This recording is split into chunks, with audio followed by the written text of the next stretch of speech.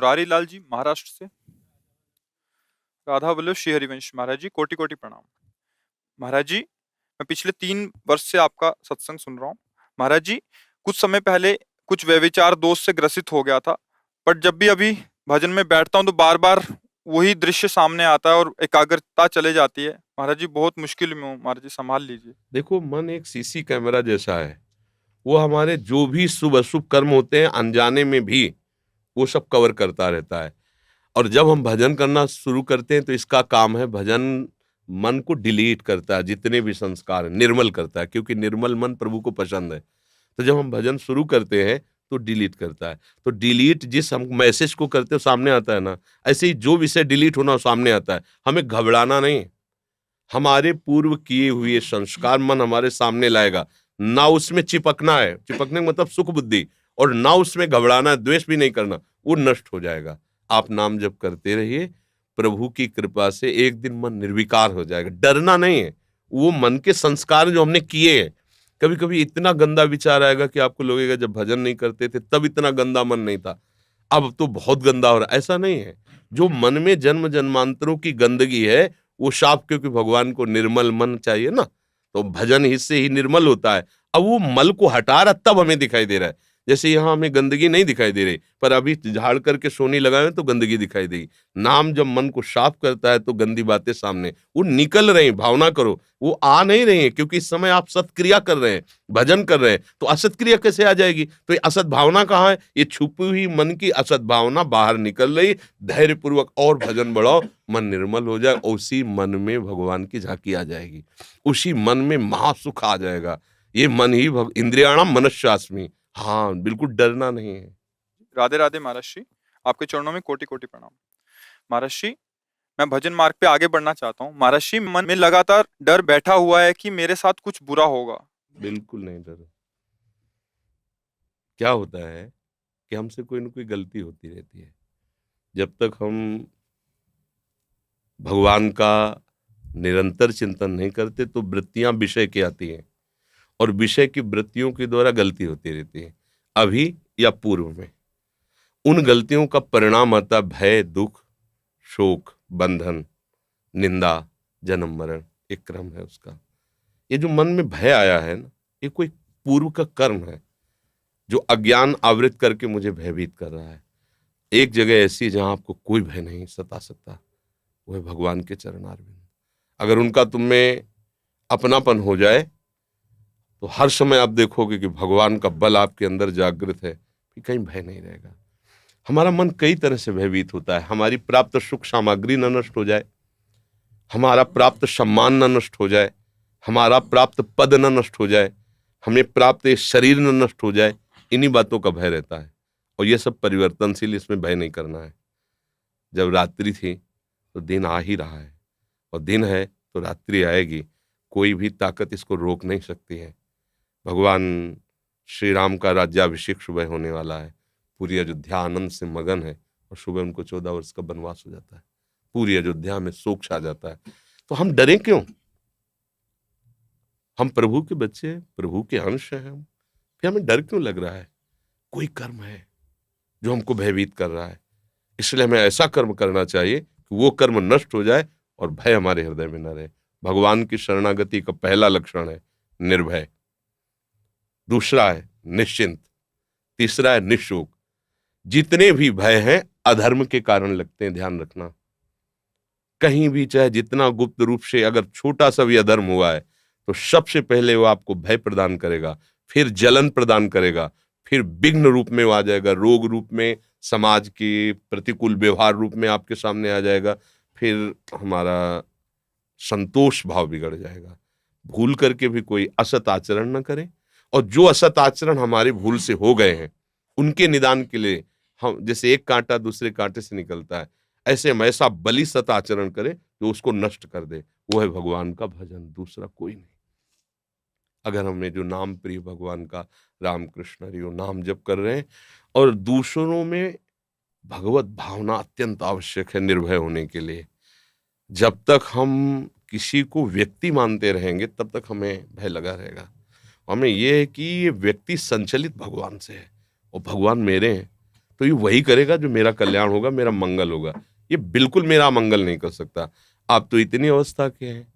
प्रहलाद जी 5 वर्ष की अवस्था के थे। हिरण्यकश्यप त्रिभुवनपति था, सारी शक्तियां उसके हाथ में थी, और जो मन भाया सो किया प्रहलाद के साथ। आग में जलाया, क्या क्या नहीं किया। इतना भी नहीं डरे और ना किसी भी तरह का उनको ताप प्राप्त हुआ।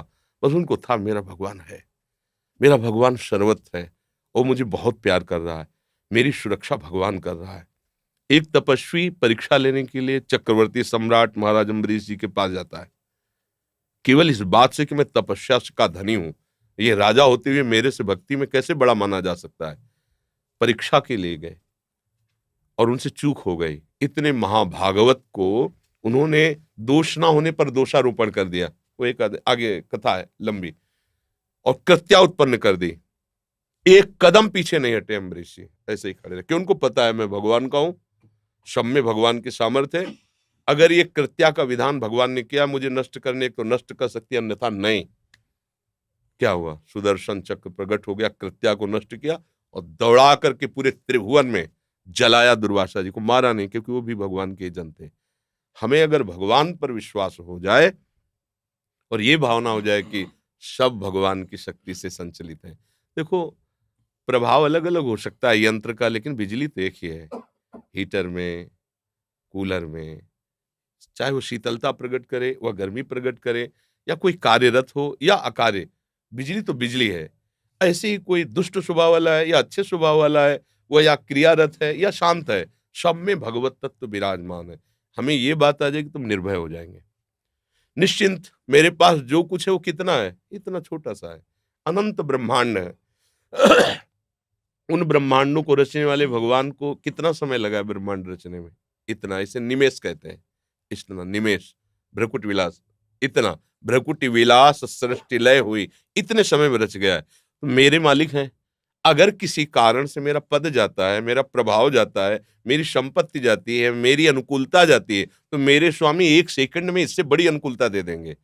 मसका ही करें, बीरन अजय ही मसकते। वो ब्रह्मा को मच्छर बना सकते हैं, मच्छर को ब्रह्मा बना सकते हैं। जो चेतन को जड़ करे, जड़े करे चैतन्य। जब इस बात पर विश्वास होगा तो आप निश्चिंत हो जाएंगे और आप कभी शोकित नहीं हो सकते, क्योंकि आपके पास जैसे पारसमणि मिल जाए तो किलो 2 किलो सोना चोरी हो जाए तो आपको शोक नहीं होगा, क्योंकि आप उससे जितना चाहो बना सकते हो। ऐसे भगवान अपने हो गए, भगवान से हमारा संबंध हो गया, तो त्रिभुवन की राज्य लक्ष्मी जाने पर भी आपको शोक नहीं होगा, क्योंकि महालक्ष्मी उनके चरणों को सहलाती रहती है। वो प्रभु मेरे यार हैं, मेरे मित्र हैं, मेरे गुरु हैं, मेरे पिता हैं, मेरी आत्मा है। तो निश्चिंतता, निर्भयता, निशोकता तभी रह सकती है जब हम प्रभु का आश्रय लें और निरंतर नाम जप का अभ्यास करें।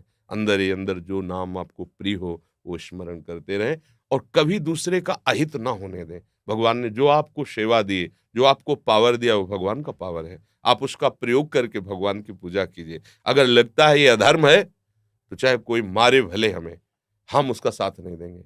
अगर लगता है धर्म है तो चाहे कोई मारे हमें, हम उसका साथ नहीं छोड़ेंगे। इसमें भगवान प्रसन्न हो जाते हैं।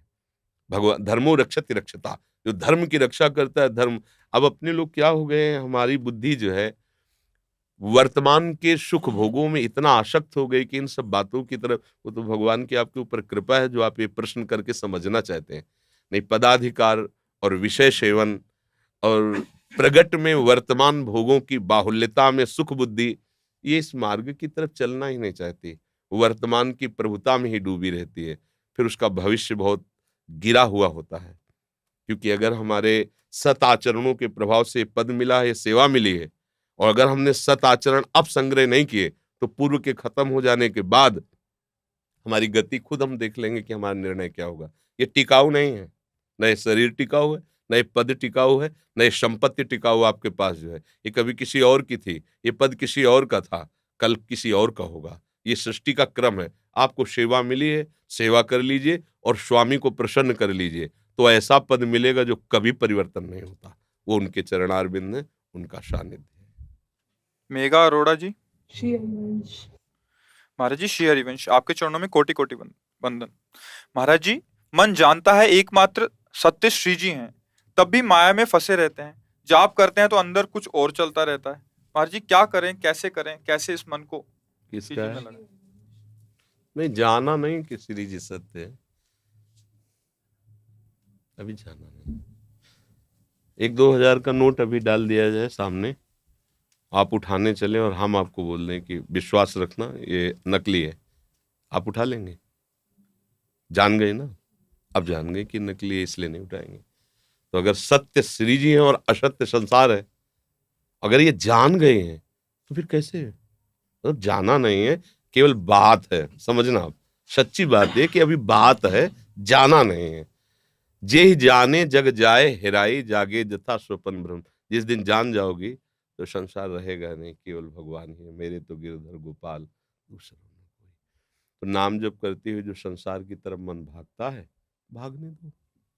तुम जहां जहां मन जाए वहां से हटा करके नाम में लगाओ, या जहां जहां मन जाए वहां ये भावना करो कि जब सृष्टि नहीं बनी थी तो ये प्रभु ही थे, सृष्टि के रूप में भी प्रभु ही है, और ये सृष्टि हटेगी तो भी प्रभु रहेंगे, प्रभु ही है, इस रूप में प्रभु ही है। तो आपको भजन बनता चला जाएगा, अनन्य भजन बनता चला। जहां पर बड़ा कठिन है, जब दुष्ट स्वभाव वाला कोई दिखाई देगा तो आप उसमें भगवत भाव कैसे कर पाएंगे?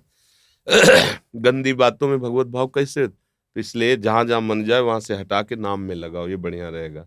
राधा राधा राधा राधा राधा, धीरे धीरे मन निर्मल होगा, तब वास्तविक जान जाओ। जब जान जाएंगे तो फिर बढ़िया खीर पुआ सब अच्छे बना हो, आपको कोई कान में धीरे से बता, विश्वास करना इसमें जहर है, मत खाना, आप नहीं खाएंगे।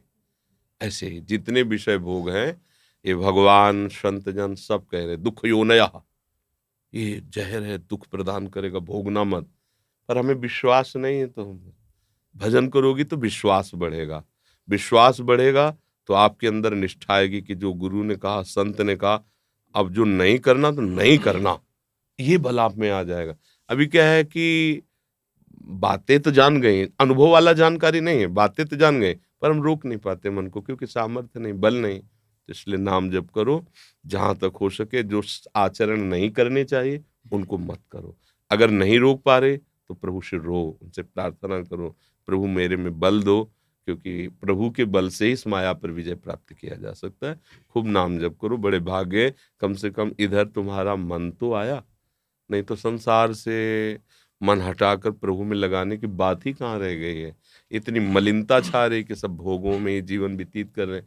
भगवान की तरफ थोड़ा भी चलने का मतलब भगवान ने कृपा कर दी आपके ऊपर, तो वो कृपा कोई ऐसी नहीं है कि छुटपुट हो, वो बहा के आपको प्रभु के प्रेम में डुबो देगी। बस चलती रहो, नाम जप करती रहो, जहां तक हो सके गंदे लोगों का संग न करो, गंदा खान पान न करो, गंदे आचरण मत करो। तो जल्दी अगर करोगे तो भी कृपा धीरे धीरे आपको हटाएगी, पर समय लग जाएगा। अगर आप सहयोग करेंगे, जैसे दलदल में कोई फंसा हुआ है और आपको कोई निकालना चाहे और आप निकलने का सहयोग करें तो जल्दी निकल जाएंगे। अब बलवान निकाल तो लेगा, पर आप जबरदस्ती अपनी तरफ खींचे तो उसको ज्यादा श्रम करना पड़ेगा। ऐसे ही नाम, गुरुजन, महापुरुष ये निकालेंगे, पर आप उनका सहयोग करें तो जल्दी निकल जाएंगे। और आप उसी में फैले पड़े हैं, असत आचरण करते हैं तो समय लगेगा, निकल तो आएंगे। भगवान तो इतनी सामर्थ्य नाम में है, भगवान में है कि वो निकाल लेंगे अपने, सबको वही निकाल रहे हैं। उनकी इस कृपा के सिवा कोई ज्ञान विज्ञान काम नहीं करता है, ऐसा माया का फिसलन है। अच्छे अच्छे फिर अगर कोई बचा है ना तो हाथ पकड़े हैं, करो सदा तिनके रखवारी, जिम बालक राखे महतारी, वही बचाते हैं जी। माधुरी प्रणम जी, प्रणव प्रफुल्ल जी, राधा राधा महाराज जी, आपके चरणों में कोटि कोटि प्रणाम। महाराज जी, मैं और मेरे पतिदेव को लगता है कि यहाँ कोई भी अपना नहीं है, कोई हमें समझता नहीं है, सब रिश्ते मतलब ये के तो हैं। बहुत बढ़िया बात है। ये बात समझ में आने लगी तो वो तो धीरे धीरे बहुत ऊंचाई पर चढ़ सकता है। बस ये बात असली में समझ में आ जाए, अभाव में ये बात नहीं होनी चाहिए। नहीं तो जिस वस्तु व्यक्ति क्रिया का अभाव उसका संयोग होगा तो बात खत्म हो जाएगी। असलियत में बात आ जाए, यही बात हमारे बचपन में आई थी। हमें छोटे थे, 3-4 में पढ़ रहे होंगे, तो स्कूल से पढ़ के आते थे, बाहर खपरेला था मकान के बाहर ऐसे, तो उसमें संत महात्मा आके रुकते थे, तो वहीं बैठकर विचार एकदम शुरू हो जाता कि अम्मा मरेंगी फिर क्या होगा, ये जितने सब मरेंगे फिर क्या होगा, कोई हमारा नहीं। हकीकत कोई तो हमारा ऐसा होना चाहिए जो हमारे साथ हो, सब मरेंगे, क्योंकि ये तो पता ही था। बस लगा कि भागो, उसको पकड़ो जो कभी न मरे, उसको पकड़ो जो कभी मेरा साथ न छोड़े। ज्यादा दिन नहीं टिक पाए थे, 13 वर्ष की अवस्था में भगा दिया विचार ने, और भगवान के मार्ग में अग्रसर करता। अब ये अगर विचार अभाव का होता कि घर में रुपया पैसा नहीं, खाने पीने को नहीं है, बड़ी समस्या है, चलो बाबा जी बन जाते हैं, तो जब फिर ये मिलता उसी में रमण करने लगते, वो बात नहीं बनती। लक्ष्य पर, निशाने पर दृष्टि रही ना भगवत प्राण। कितनी जगह मांत बनाने की बात है, कितनी जगह है तुरंत झोला उठाया रात में भगे, हम जिस लिए निकले उस लिए निकले, मांगो खाओ और पूरा जीवन भगवान के चरणों में समर्पित कर दो। हमारा उद्देश्य यही था कि कोई हमें जाने ना, हमारा जीवन ऐसे व्यतीत हो जाए, और भगवान को हम जाने, भगवान हमें जाने, बस इतने में ही शांति हो जाए। पर उनका जो कार्य है वो संतों से फिर करवाते हैं, अपने जगत का मंगल वो लीला कराते हैं। अगर ये बात समझ में आ गई कि संसार में कोई अपना नहीं, तो महात्मा बनने में देरी क्या है। भेष भले न बदले, अंदर से महात्मा हो जाए। अगर अभाव में है, कोई हमें प्यार नहीं करता, कोई हमारा नहीं, तो बहु तो फिर आगे चल के खतरा है, वो फेंक देंगे ऐसे, दान आप परत जाओगे, मार्ग लुप्त हो जाए। तो देखो कहीं अभाव में तो नहीं लग रहा है ये। अगर भाव में बात आ गई है तब तो भाव ग्राहक भगवान तक में पहुंचा देंगे, भगवान भाव ग्राहक। और अगर अभाव में ऐसी बात है, जैसे कई समस्याएं होती ना, लगता है फिर कोई हमारा नहीं, चलो बाबा जी बन जाते हैं, या मतलब भगवान का आश्रय। और वो जब समस्या जिसमें थी उसका समाधान मिल जाएगा तो आप फिर रुक जाओगे या लौट जाओगे। परमार्थ में नहीं चल सकते। परमार्थ में वही चलता है जिसका लक्ष्य केवल भगवान है, कोई भाव अभाव की समस्याओं से नहीं। ये जान लिया कोई हमारा नहीं, अब चलो जो हमारा है, जब तक वो मिल न जाए तब तक नहीं, विश्राम नहीं। राम काज कीन है बिन मोह कहाँ विश्राम। भगवत साक्षात्कार के बिना हमें कोई प्रपंच नहीं, कोई व्यवहार नहीं, किसी से परिचय नहीं। पहले जिसका हमने ठाना उसका परिचय प्राप्त करेंगे, फिर वो जब वो फिर उनको लीला जो करानी होती है वो करते रहते हैं।